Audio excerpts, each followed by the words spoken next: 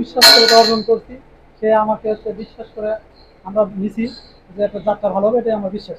আচ্ছা আচ্ছা যেহেতু একটা ফার্মে আপনার মানে কমা জাত হয় না, তারা হচ্ছে আচ্ছা। উন্নত জাত ব্যবহার করে আপাতত। আচ্ছা, ভাইয়ের কাছে আরেকটু জিনিস জানতে চাই যে আপনি বললেন যে প্রতিবেদন বা ভিডিও দেখে আসছেন, ভিডিওতে তো অনেক সময় প্রতারণা হয়। প্রতারণা হয়, তবু আমরা আসলে তাদের সাথে কথা বলছি, মত বিনিময় করছি এবং সবগুলো আমার ভালো লাগছে। ভালো লাগছে না? হ্যাঁ, এই জন্য মানে নেওয়া। এই জন্য নাও। আচ্ছা আচ্ছা।